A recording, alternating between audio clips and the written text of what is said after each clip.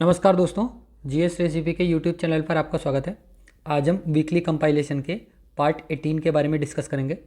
इसमें 18 फरवरी 2024 से 24 फरवरी 2024 इस एक हफ्ते में जो भी 10 इंपॉर्टेंट न्यूज़ रही हैं उनको डिस्कस किया जाएगा।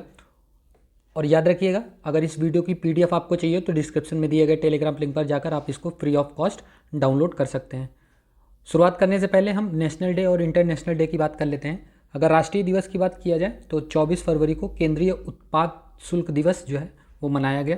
और अगर इंटरनेशनल डेज़ की बात किया जाए तो 20 फरवरी को विश्व सामाजिक न्याय दिवस, 21 फरवरी को अंतर्राष्ट्रीय मातृभाषा दिवस, 22 फरवरी को विश्व चिंतन दिवस और 23 फरवरी को विश्व शांति और समझ दिवस मनाया गया था।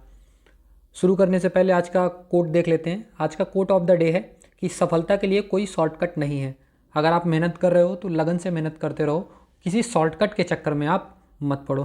तो इसी कोट के साथ आज की शुरुआत करते हैं पहले करंट से। पहली न्यूज़ है कि भारतीय महिला बैडमिंटन टीम ने पहली बार बैडमिंटन एशिया टीम चैंपियनशिप का खिताब जीत लिया है। भारतीय महिला बैडमिंटन टीम ने फाइनल में थाईलैंड को 3-2 से हराकर पहली बार बैडमिंटन एशिया टीम चैंपियनशिप का खिताब जीता है। यह एक ऐतिहासिक क्षण था क्योंकि यह पहली बार हुआ है जब भारत ने खेल के इतिहास में प्रतिष्ठित महाद्वीपीय टीम चैंपियनशिप का खिताब जीता है। यह जो जीत है वह पीवी सिंधु जी, ट्रीसा जॉली जी, गायत्री गोपीचंद जी, तन्वी लांबा जी, प्रिया कौनजेबकम जी, श्रुति मिश्रा जी और युवा अनमोल खरब जैसे खिलाड़ियों के उत्कृष्ट प्रदर्शन के कारण संभव हुआ है। यह जो जीत है वो पूरे देश के लिए एक गर्व का क्षण है और यह भारतीय महिला बैडमिंटन की उज्जवल भविष्य का संकेत भी देता है। तो आज की पहला न्यूज़ क्या हो गई? आज की पहली न्यूज़ हो गई कि भारतीय महिला बैडमिंटन टीम ने पहली बार बैडमिंटन एशिया टीम चैंपियनशिप का खिताब जीता है। दूसरे न्यूज़ की ओर बढ़ते हैं। दूसरी न्यूज़ है कि प्रधानमंत्री नरेंद्र मोदी जी ने उत्तर प्रदेश के संभल में श्री कल्की धाम मंदिर की आधारशिला रखी है। प्रधानमंत्री नरेंद्र मोदी जी ने उत्तर प्रदेश के संभल में श्री कल्की धाम मंदिर के शिलान्यास समारोह का उद्घाटन किया है।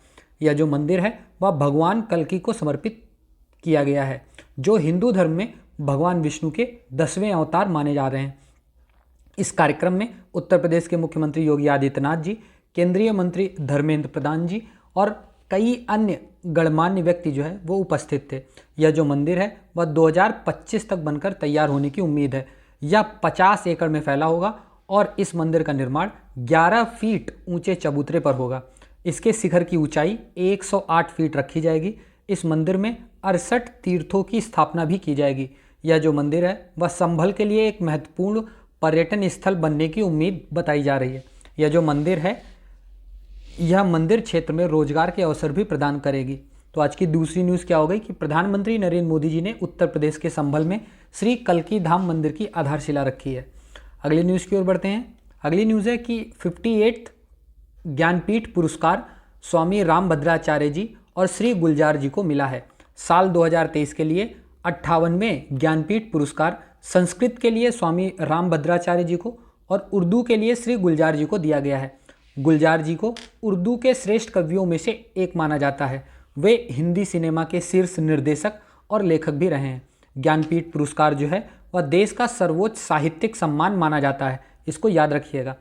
साल 1965 में पहला जो ज्ञानपीठ पुरस्कार है वो मलयालम लेखक जी शंकर कुरूप जी को मिला था और साल 1976 में बंगाली उपन्यासकार आशा पूर्णा देवी जी को ज्ञानपीठ पुरस्कार पाने वाली यह पहली महिला बनी थी। और साल 2021 के लिए असमिया साहित्यकार नीलमणि फूलन जी को और साल 2022 के लिए कोंकणी साहित्यकार दामोदर मौजी जी को ज्ञानपीठ पुरस्कार मिला था। तो आज तीसरी न्यूज़ क्या हो गई कि 58वां ज्ञानपीठ पुरस्कार स्वामी रामभद्राचार्य जी और श्री गुलजार जी को मिला है। अगली न्यूज़ की ओर बढ़ते हैं। अगली न्यूज़ क्या है? अगली न्यूज़ में पीएम मोदी जी ने जम्मू में 32,000 करोड़ रुपए से ज़्यादा की विकास परियोजनाओं का शुभारंभ किया है। प्रधानमंत्री नरेंद्र मोदी जी ने 20 फरवरी 2024 को जम्मू में 32,000 करोड़ रुपए से ज़्यादा की कई विकास परियोजनाओं का शुभारंभ किया है। इन परियोजनाओं में स्वास्थ्य से संबंधित, शिक्षा से संबंधित, रेल से संबंधित, सड़क से संबंधित, विमानन से संबंधित, पेट्रोलियम से संबंधित और नागरिक बुनियादी ढांचा जैसे क्षेत्र शामिल किए गए हैं। इन परियोजनाओं से राज्य के लोगों को कई फायदे होंगे। कुछ परियोजनाएं जो हैं उसमें निम्न प्रकार से बताई गई हैं। जैसे पहली परियोजना में अखिल भारतीय आयुर्विज्ञान संस्थान यानी कि एम्स जो है विजयपुर सांबा में स्थापित किया जाएगा। जम्मू बारामूला रेलवे लाइन का दोहरीकरण किया जाएगा। कटरा बनिहाल रेलवे लाइन का विद्युतीकरण किया जाएगा और जम्मू हवाई अड्डे का विस्तार भी किया जाएगा। जम्मू शहर में गैस पाइपलाइन भी बिछाई जाएगी और जम्मू शहर में स्मार्ट सिटी परियोजना का भी इन्होंने शुभारंभ किया था। तो आज की चौथी न्यूज़ क्या हो गई कि पीएम मोदी जी ने जम्मू में 32,000 करोड़ रुपए से ज़्यादा की विकास परियोजनाओं का शुभारंभ किया है। अगली न्यूज़ की ओर बढ़ते हैं। अगली न्यूज़ क्या है? अगली न्यूज़ में 77वें बाफ्टा अवार्ड 2024 में ओपेनहाइमर ने सर्वश्रेष्ठ फिल्म का अवार्ड जीता है। 77वें बाफ्टा अवार्ड्स 2024 में ओपेनहाइमर ने सर्वश्रेष्ठ फिल्म का पुरस्कार जीता है। यह क्रिस्टोफर नोलन द्वारा निर्देशित और किलियन मर्फी अभिनीत एक द्वितीय विश्व युद्ध पर आधारित फिल्म है। यह जो फिल्म है वह परमाणु बम के विकास और वैज्ञानिक जे रॉबर्ट ओपेनहाइमर की कहानी पर आधारित है। ओपेनहाइमर ने बाफ्टा में कुल 7 पुरस्कार जीते हैं, जिनमें सर्वश्रेष्ठ फिल्म, सर्वश्रेष्ठ निर्देशक, सर्वश्रेष्ठ अभिनेता यानी कि किलियन मर्फी जी को, सर्वश्रेष्ठ छायांकन के लिए, सर्वश्रेष्ठ दृश्य प्रभाव के लिए, सर्वश्रेष्ठ मूल पटकथा के लिए और सर्वश्रेष्ठ संपादन के लिए कुल 7 पुरस्कार ओपेनहाइमर ने जीते हैं। यह जो फिल्म है वह 2024 में रिलीज़ हुई थी और ओपेनहाइमर ने कई अंतर्राष्ट्रीय पुरस्कार समारोह में भी पुरस्कार जीते हैं, जिनमें इसने ऑस्कर में भी पुरस्कार जीता है और गोल्डन ग्लोब में भी इसने पुरस्कार जीता है। तो पांचवी न्यूज़ क्या हो गई? 77वें बाफ्टा अवार्ड 2024 में ओपेनहाइमर ने सर्वश्रेष्ठ फिल्म का अवार्ड जीता है। अगली न्यूज़ की ओर बढ़ते हैं। अगली न्यूज़ है कि अनुष अग्रवाल जी ने भारत का पहला पेरिस ओलंपिक कोटा को जीत लिया है। अनुष अग्रवाल जी ने भारत के लिए पेरिस ओलंपिक 2024 में घुड़सवारी की ड्रेसेज स्पर्धा में कोटा हासिल किया है। यह भारत का पहला ड्रेसेज ओलंपिक कोटा है। अनुष ने पिछले साल हांगझोउ एशियाई खेलों में व्यक्तिगत ड्रेसेज स्पर्धा में कांस्य पदक जीता था। अनुष ने 2023 में हांगझोउ एशियाई खेलों में ड्रेसेज स्पर्धा में कांस्य पदक जीता था, जिसके बाद उन्होंने 4 FEI इवेंट्स में अपने प्रदर्शन के आधार पर यह खास उपलब्धि जो है वो हासिल की थी। अनुष ने 17 साल की उम्र में अपने ओलंपिक सपनों का पीछा करने के लिए जर्मनी का रुख कर दिया था और 24 साल के अनुष दिल्ली के रहने वाले हैं और उन्होंने 8 साल की उम्र में घुड़सवारी शुरू कर दी थी। तो आज की छठवीं न्यूज़ क्या हो गई कि अनुष अग्रवाल जी ने भारत का पहला पेरिस ओलंपिक कोटा जीत लिया है। अगले न्यूज़ की ओर बढ़ते हैं। अगली न्यूज़ है कि नई दिल्ली में 20 से 21 फरवरी 2024 को इंडस एक्स शिखर सम्मेलन का दूसरा सत्र जो है वो संपन्न हुआ है। 20-21 फरवरी 2024 को नई दिल्ली में दूसरा इंडस एक्स शिखर सम्मेलन आयोजित किया गया था। दोनों देशों के बीच यह एक वार्षिक कार्यक्रम है। पहला शिखर सम्मेलन 2023 में वाशिंगटन DC में आयोजित किया गया था। दोनों देशों के रक्षा अधिकारियों, उद्योग के नेताओं और शिक्षाविदों के लिए उभरती प्रौद्योगिकियों पर चर्चा करने और रक्षा सहयोग के लिए नए अवसरों की पहचान करने के लिए यह जो सम्मेलन है दोनों देशों को एक मंच प्रदान करता है। 2024 इंडस एक्स शिखर सम्मेलन का जो विषय था वो AI और ML डिफेंस इनोवेशन था। इसको याद रखिएगा, ये पूछा जाता है।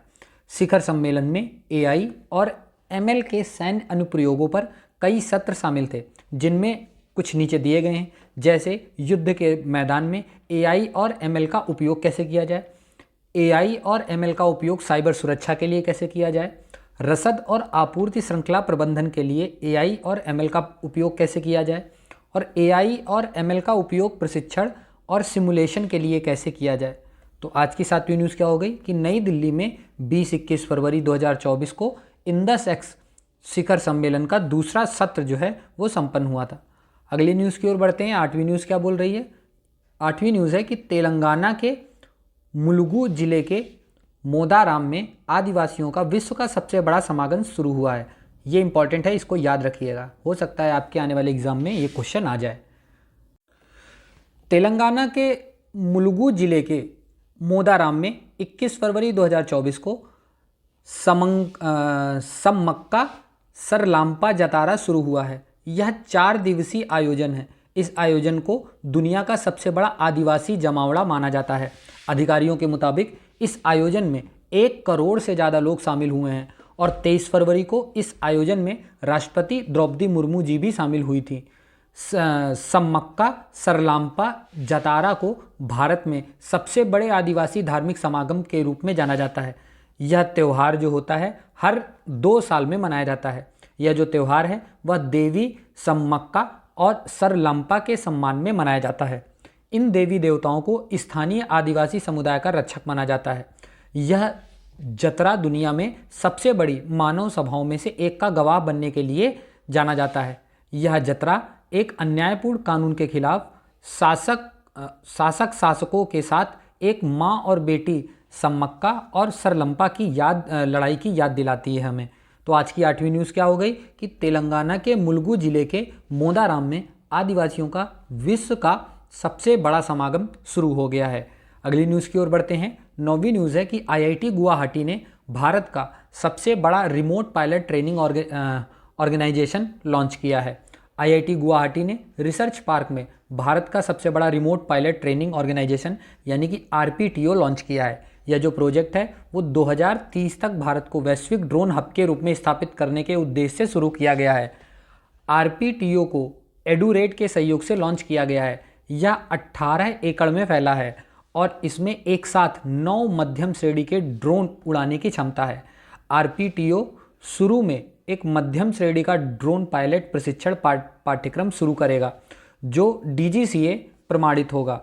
इस पहल से स्नातकों को भारत सरकार के नागरिक उड्डयन महानिदेशालय यानी कि DGCA द्वारा अनुमोदित मध्यम श्रेणी पर रिमोट पायलट सर्टिफिकेट यानी कि RPC से सम्मानित किया जाएगा। तो आज की 9वीं न्यूज़ क्या हो गई? आज की 9वीं न्यूज़ में IIT गुवाहाटी ने भारत का सबसे बड़ा remote pilot training organisation launch किया है। आज की 10वीं और आखिरी न्यूज़ की ओर बढ़ते हैं। 10वीं न्यूज़ बोल रही है कि PM मोदी जी ने काकरापार परमाणु ऊर्जा स्टेशन में 2 नए दाब भारित जल रिएक्टरों का उद्घाटन किया है। प्रधानमंत्री नरेंद्र मोदी जी ने गुजरात के सूरत जिले में स्थित काकरापार परमाणु ऊर्जा संयंत्र KAPS में 2 नए दाब भारित जल रिएक्टरों यानी कि PHWR का उद्घाटन किया है। इन रिएक्टरों की क्षमता 700 मेगावाट एक की है। 2 का उद्घाटन किया है जिसका अर्थ है वे संयुक्त रूप से 1400 मेगावाट बिजली का उत्पादन करेंगे। यह जो उद्घाटन है भारत के लिए एक महत्वपूर्ण उपलब्धि मानी जा रही है क्योंकि यह देश की परमाणु ऊर्जा क्षमता को बढ़ाने में मदद करेगा और PHWR स्वच्छ ऊर्जा का एक विश्वसनीय स्रोत है और वे भारत की बढ़ती ऊर्जा आवश्यकताओं को पूरा करने में महत्वपूर्ण भूमिका जो है वो निभाएगा। तो आज की 10वीं न्यूज़ क्या हो गई? आज की 10वीं न्यूज़ में PM मोदी जी ने काकरापार परमाणु ऊर्जा स्टेशन में 2 नए दाब भारित जल रिएक्टरों का उद्घाटन किया है। इसके अलावा हमारी जो नो योर स्टेट सीरीज है वो पूरी ख़त्म हो चुकी है। आप उसको भी जाके देख सकते हैं। एंशिएंट मिडाइवल से रिलेटेड जितने भी PYQ पूछे गए हैं उन सबको कुल 98 वीडियोस में डिस्कस कर दिया गया है। आप उसको भी जाके देख सकते हैं। और पॉलिटी का जो हमारा सीरीज़ है, जो भी सेक्शन है वो चल रहा है। जितने भी PYQ हैं उनको डिटेल में डिस्कस किया जाता है। आप इसको भी जाके ज्वाइन कर सकते हैं। और कोई भी सजेशन देना हो तो प्लीज़ कमेंट सेक्शन में लिख के ज़रूर बताइएगा। और कोई नई सीरीज आपको चाहिए हो तब भी कमेंट सेक्शन में लिख के हमें बताइएगा। तो कैसी लग रही है आपको ये सीरीज़? कमेंट सेक्शन में लिख के ज़रूर बताइए। वीडियो को लाइक करिए और चैनल को सब्सक्राइब करिए। धन्यवाद।